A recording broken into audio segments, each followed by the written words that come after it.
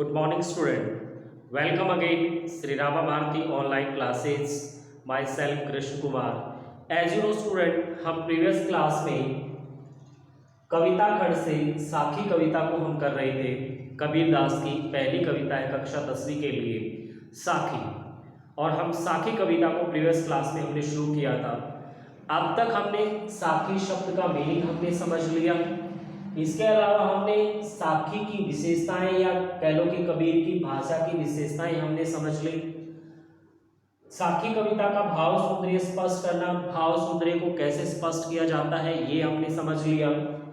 काव्य सौंदर्य का क्वेश्चन अगर आता है तो उसको किस तरीके से कैसे कंप्लीट किया जाता है ये हमने समझ लिया। आज की कक्षा में हम साखी की जो व्याख्या है उसको हम करेंगे। कबीर दास ने इसमें 8 छंद 8 दोहे ले रखे हैं और 8 दोहों को हम 1 बाय 1 एक्सप्लेन करेंगे। तो बच्चे जब आप YouTube वीडियो देखो तो मैं आपसे उम्मीद करूंगा कि आप अपने साथ अपनी बुक साथ में जरूर रखें। मैं आपको यहाँ पर दोहा बोल के बताऊंगा, फिर उसके वर्ड मीनिंग बताऊंगा और उसके बाद आपको उसकी हिंदी समझाऊंगा। तो जब आपके पास बुक होगी, आप YouTube वीडियो को जब आप देख रहे होंगे और अगर आपके पास बुक होगी, आपके सामने आपकी पोइम होगी, तो मेरे द्वारा बताए गए जो वर्ड मीनिंग है उनको आप उसी टाइम लिख पाओगे और लिखी हुई जो चीज़ है वो इन फ्यूचर आपके हमेशा क्या होगी, काम आएगी। तो आई होप आप सभी अपनी बुक लेकर बैठोगे। अभी हम अपना फर्स्ट दोहा स्टार्ट करने जा रहे हैं। साखी का पहला दोहा हम स्टार्ट करने जा रहे हैं। दोहा कुछ इस प्रकार से है। ऐसी वाणी बोलिए मन का आपा खोई, आपन तन शीतल करे, ओरन को सुख होई। ऐसी मतलब इस प्रकार की। वाणी मीन्स भाषा, हमें बोलना चाहिए। इस प्रकार की भाषा को हमें बोलना चाहिए। मन का, हमारे मन के अंदर। आपा मीन्स जो हम गुस्से में, अहंकार में आ जाते हैं, अपने आप से कंट्रोल खत्म कर देते हैं। खोई मीन्स वो चीज हमारे अंदर से समाप्त हो जाए। कहने का मतलब है हमारा अहंकार, हमारा घमंड, अपने आप पे जो गुस्सा होता है, क्रोध मतलब जो अपने आप में हमारे अंदर जो गुस्सा बनता है, क्रोध बनता है, उस क्रोध पर हम नियंत्रण कर लें। खोई मीन्स वो चीज समाप्त हो जाए। आपन मीन्स अपना, तन मीन्स शरीर, शीतल का मतलब होता है ठंडा, बट यहाँ पर ठंडा नहीं होगा, यहाँ पर इसका मीनिंग क्या होगा, शांत करे, कर दे। ओरन मीन्स दूसरों को, सुख होई, सुख मीन्स सुख, जैसे आप जिसको शांति सुख मिले, खुश हो वो अगले। ठीक है, तो कबीर दास कहता है कि हमें इस प्रकार की वाणी बोलनी चाहिए, इस प्रकार के शब्दों को हमें अपने भाषा में स्थान देना चाहिए। इस प्रकार से हमें बोलना चाहिए कि हमारे मन का जो अहंकार है वो खत्म हो जाए। कहने का मतलब है जब भी हम किसी के सामने बोले तो कुछ इस प्रकार से बोले कि किसी को भी हमारे अंदर अहंकार नजर ना आए, वो हमारा घमंड नजर ना आए। जैसे होता है ना, किसी का बोलने का एटीट्यूड ऐसा होता है कि दूसरे को ऐसा ना समझ में आता है जैसे इसके अंदर तो बहुत ज़्यादा अहंकार है। तो हमें बिल्कुल साधारण एक अच्छे शब्दों का हमें अपनी भाषा में स्थान देना चाहिए। बहुत ही मीठे वचन हमें बोलने चाहिए। जब हम मीठे वचन बोलेंगे तो हमारे अंदर से जितना भी अहंकार होगा, जितना भी घमंड होगा, वो अपने आप में क्या हो जाएगा, समाप्त हो जाएगा। आपन तन शीतल करो। और जब हमारे मन के अंदर से अहंकार या घमंड खत्म हो जाता है तो हमारे शरीर को इससे क्या मिलती है, शांति मिलती है। अब शांति कैसे मिलेगी स्टूडेंट? देखिए, हमारी अशांति का सबसे बड़ा कारण होता है हमारा गुस्सा, हमारा अहंकार। जब हमारे अंदर अहंकार ही नहीं रहेगा, गुस्सा ही नहीं रहेगा, दूसरा हमें क्या कह रहा है, इससे हमें क्रोध बनता है, हमारे अंदर घमंड होता है कि उसने मेरे प्रति ऐसा बोल कैसे दिया। लेकिन जब हम इन चीज़ों की तरफ ध्यान ही नहीं दे रहे, उसने क्या बोला है वो जानता है, मैं अपनी जुबान से कड़वे वचन नहीं बोलूँगा। तो जब मैं इस तरह की सिचुएशन में आ जाऊँगा तो मेरे मन को तो शांति मिलेगी। दूसरी सबसे बड़ी बात क्या है कि मेरे पूरे शरीर को भी क्या मिलेगी, शांति मिलेगी। ओरन को सुख होई।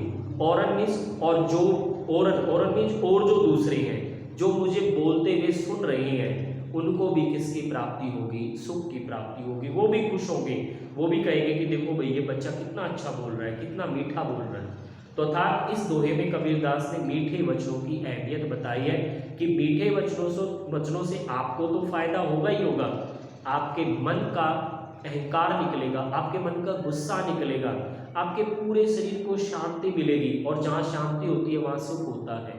और जो भी आपको बोलता हुआ सुनेगा उसको भी किसकी प्राप्ति होगी, सुख की प्राप्ति होगी। ठीक है, तो आई होप ये पहला दोहा आपको समझ में आ गया होगा। बढ़ते हम अपने दूसरे दोहे की तरफ। कस्तूरी कुंडली बसे मृग ढूंढे बनमाही, ऐसी घटी घटी राम है दुनिया देखे नाही। ठीक है, कस्तूरी एक सुगंधित पदार्थ होता है, कुंडली पेट नाभि, बसे होता है। कस्तूरी नामक जो सुगंधित पदार्थ होता है ना वो नाभि में होता है, पेट में होता है हिरण की। मृग मीन्स हिरण, ढूंढ रहा होता है उसको। बन माही, बन मीन्स जंगल, माही मीन्स के अंदर, और हिरण उसको कहाँ ढूंढ रहा होता है, जंगल के अंदर ढूंढ रहा होता है। ऐसी मतलब इस प्रकार से घटी घटी, घट घट में छोटे से छोटे कण में भी राम है। राम का मतलब यहाँ पर भगवान राम की बात नहीं कर रहे कबीरदास के राम का मतलब होता है वो परमपिता परमात्मा। ऐसे ही पृथ्वी के छोटे से छोटे कण में वो परमपिता परमात्मा है। दुनिया देखे नाही, दुनिया उनको देख नहीं पा रही। अर्थात कबीरदास हमें क्या समझाना चाहता है, हमें कहना चाहता है कि जो हिरण होता है ना, हिरण उसकी नाभि के अंदर मीन्स उसके पेट के अंदर ही जो है ना कस्तूरी नामक सुगंधित पदार्थ होता है। अब जब हिरण सांस छोड़ता है तो उस कस्तूरी की वजह से उसके मुंह से सुगंधित हवा बाहर निकलती है। अब जैसे ही हम आवाज छोड़ेंगे, मैंने सांस छोड़ा तो सांस छोड़ते ही हवा बाहर जाएगी, और मैं जब पुनः सांस लूंगा तो मुझे वो हवा फिर से क्या होगी, मेरे अंदर आएगी। तो ऐसे ही कस्तूरी नामक सुगंधित पदार्थ हिरण की नाभि के अंदर होता है। जब वो सांस छोड़ता है तो हवा बाहर निकलती है, और फिर जब वो दोबारा से सांस लेता है ना तो उसको ऐसा महसूस होता है, उसको ऐसा भ्रम हो जाता है कि सामने से शायद कोई सुगंधित मतलब खुशबू है सामने कोई, क्योंकि जैसे उसने सांस लिया तो उसको तो खुशबू आई, क्योंकि उसने जो सांस छोड़ी थी उसमें कस्तूरी की सुगंध थी, उसने वो सांस छोड़ दी, और उसको उसने जब दोबारा सांस लिया तो उसको लगा कि सामने कोई सुगंधित पदार्थ है जिसकी खुशबू आ रही है, और वो उस खुशबू के चक्कर में मृग ढूंढे बनमाही, जंगल में हिरण जो है उस खुशबू को ढूंढता रहता है। वो सांस छोड़ता रहता है, सांस के माध्यम से उसकी कस्तूरी नामक सुगंधित पदार्थ बाहर निकलता रहता है, और जब वो पुनः सांस लेता है तो उसको लगता है कि और आगे से खुशबू आ रही है, और आगे से खुशबू आ रही है, और आगे से खुशबू आ रही है। तो वो उस खुशबू को ढूंढने के चक्कर में पूरे जंगल में क्या करता रहता है, घूमता रहता है। और बेचारा अज्ञानी है, उसको ज्ञान नहीं है, उसको यही नहीं पता कि जिस खुशबू के चक्कर में तू पूरे जंगल में घूम रहा है वो खुशबू तो एक्चुअल में तेरे नाभि के अंदर है, तेरे पेट के अंदर है। तो हिरण के अंदर कस्तूरी नामक सुगंधित पदार्थ होते हुए भी वो उस कस्तूरी पदार्थ को कहाँ ढूंढ रहा है, जंगल के अंदर ढूंढ रहा है। ठीक इसी प्रकार से घटी घटी राम है, इस धरती के छोटे से छोटे कण में भी परमपिता परमात्मा है। दुनिया देखे नहीं, पर दुनिया उनको देख नहीं पा रही। दुनिया उनको देखने के लिए कहाँ जा रही है, कोई वैष्णो देवी जा रहा है, कोई हरिद्वार जा रहा है, कोई नीलकंठ जा रहा है, कोई रामेश्वर जा रहा है, कोई तिरुपति जा रहा है। तो संसार को ये पता ही नहीं कि जिस परमपिता परमात्मा को तू यहाँ पहाड़ों में खोजने आया है वो परमपिता परमात्मा तो पृथ्वी के छोटे से छोटे कण में मौजूद है, लेकिन दुनिया उनको क्या नहीं कर पा रही, देख नहीं पा रही। अर्थात ये दोहा हमें क्या समझा रहा है कि जिस प्रकार से हिरण अज्ञानी है, उसको नॉलेज नहीं है, तो बिना ज्ञान की वजह से वो अपनी ही खुशबू को जंगल के अंदर क्या कर रहा होता है, ढूंढ रहा होता है। ठीक उसी प्रकार से इंसान भी क्या है, अज्ञानी है। जो परमपिता परमात्मा धरती के छोटे से छोटे कण में मौजूद है, उसी परमपिता परमात्मा को वो अलग अलग तीर्थ स्थानों पर क्या कर रहा है, ढूंढ रहा है। उसको यही नहीं पता कि जिस परमात्मा को तू ढूंढ रहा है वो परमात्मा तो तेरे पास भी है, तेरे मन के अंदर भी है। अर्थात हिरण को और इंसान को इस दोहे में कंपेयर किया गया है। किस आधार पर उनकी तुलना की गई है, दोनों के दोनों क्या हैं, अज्ञानी हैं। दोनों को नॉलेज ही नहीं है। आई होप ये दोहा भी आपको समझ में आया गया होगा। अब हम तीसरे दोहे की तरफ बढ़ते हैं। तीसरा दोहा है हमारा, जब मैं था तब हरि नहीं, अब हरि है मैं नाही, सब अंधियारा मिटी गया, जब दीपक देखा माही। जब मैं था, मैं मीन्स मेरे अंदर अहंकार था। मैं शब्द हमेशा अहंकार के लिए होता है।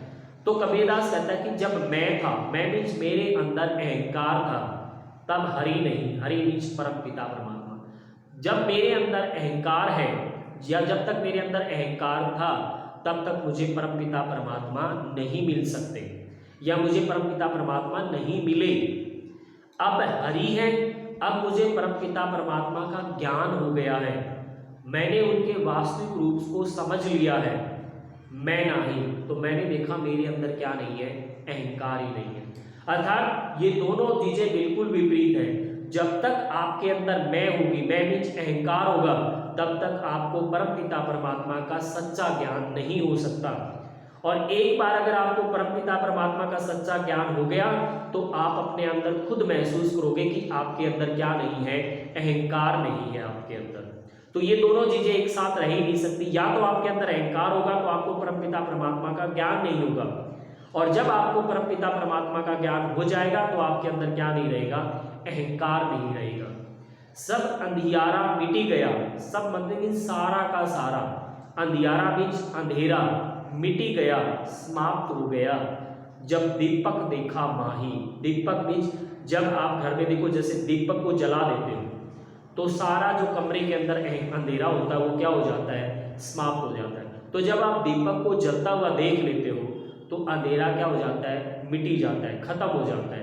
ठीक उसी प्रकार से कबीरदास क्या कहते हैं, यहाँ पर अंधियारा का मतलब अंधेरा नहीं है, यहाँ पर अंधियारा का मतलब होता है कि भी भगवान को लेकर जितनी भी कंफ्यूजन मेरे अंदर थी, जितने भी डाउट मेरे अंदर थी, वो सारी चीजें, अज्ञान जिसको कहेंगे, वो खत्म हो गया।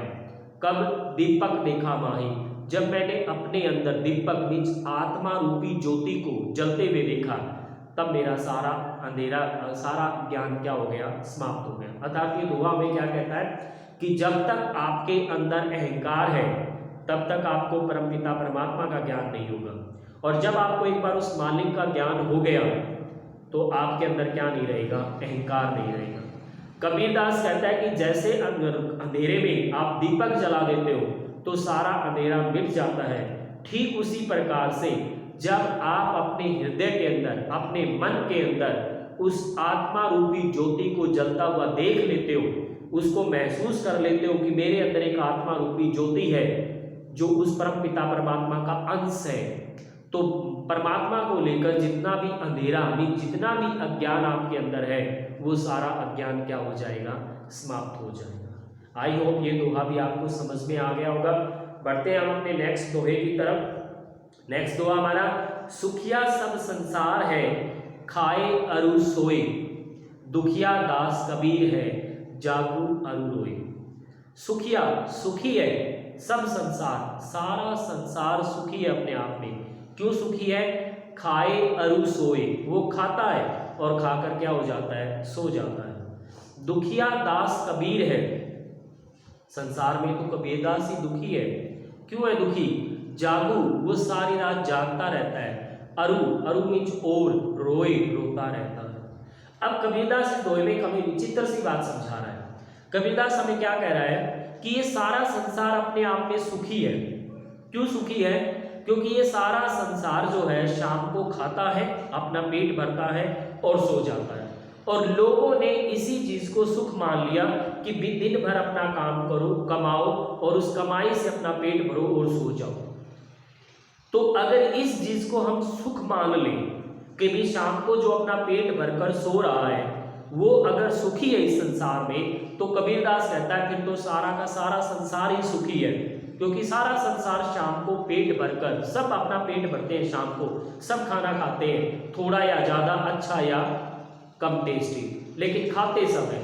तो कबीरदास कहता है कि इस डेफिनेशन के अकॉर्डिंग तो सारा संसार अपने आप में सुखी है, क्योंकि वो सारा संसार जो है खाता है और खाकर क्या हो जाता है, सो जाता है।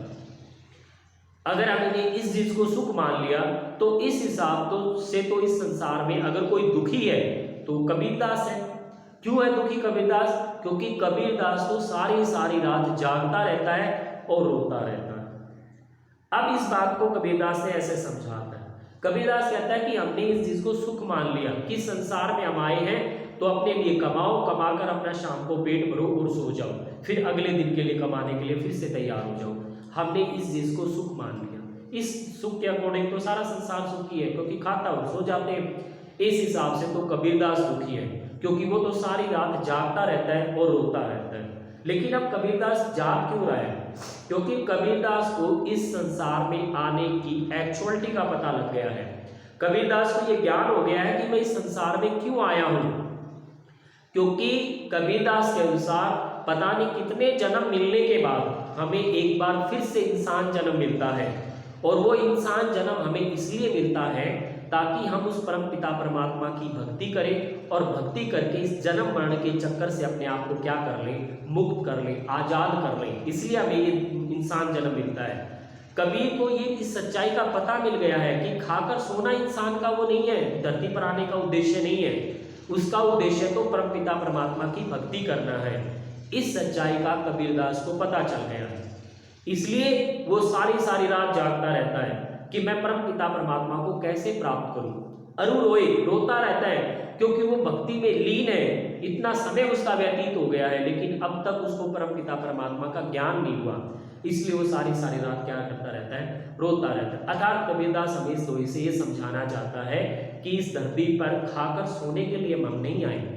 ये इंसान जन्म हमें बड़े मुश्किल से मिला है, और इस इंसान जन्म में हमें भगवान की भक्ति करके अपने आप को इस जन्म मरण के चक्कर से क्या करना है, आजाद करना है। इसके लिए खाकर सो मत, इसके लिए क्या करो, आप भगवान की भक्ति करो।